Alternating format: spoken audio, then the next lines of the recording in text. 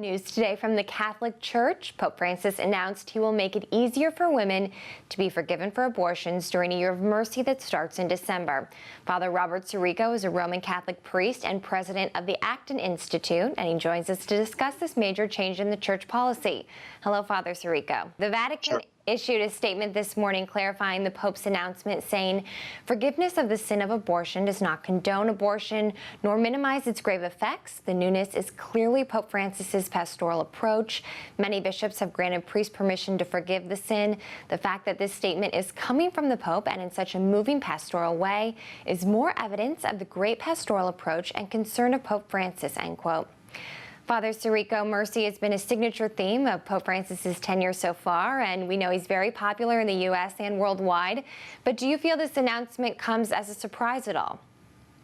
Well, it's a surprise in that it's a different kind of application. It's really the Church's teaching, but it's really a signature of Francis that he would find innovative ways, compassionate ways to express ancient truths of the faith. And I think that it will come as a real solace to women. You know, as a priest who hears confessions, one of the most difficult things that women confront, aside from the politics of abortion, is just the experience, whether they felt it was necessary or even, you know, something important for them to have done. There are deep regrets. And this message of mercy is very much like the posture of Christ himself, who defends the woman who's caught in the very act of adultery. And at the end of the day says, now, I don't condemn you. Go and sin no more. And that's the message of the Pope to people who are hurting. And even though this period of forgiveness runs for about a year, do you see this as being a sign of longer-term church policy?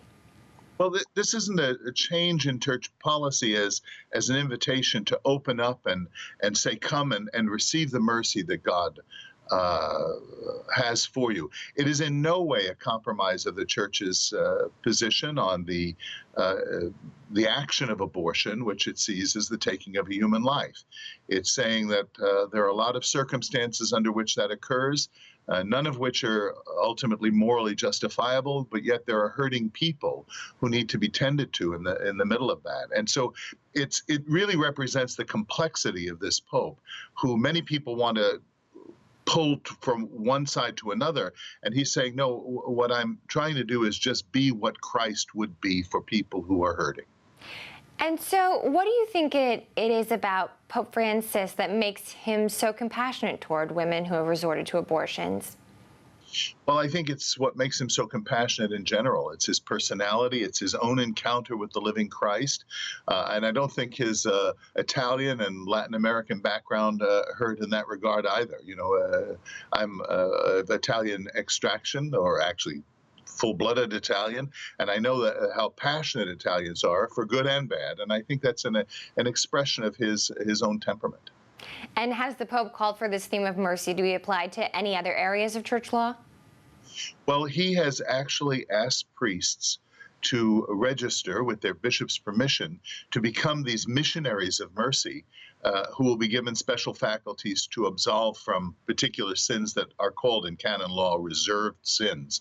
And so priests are doing that around the world, and it's extended to people who want to resolve issues that have perhaps been weighing on their consciences for a long time. So I would encourage anyone viewing this who has thought about things like this to contact a nearby parish or your diocese, even if not to go to confession, at least to have an opportunity to speak to somebody who will listen compassionately to you. All right. Thanks for joining us, Father Sirico. Okay with you.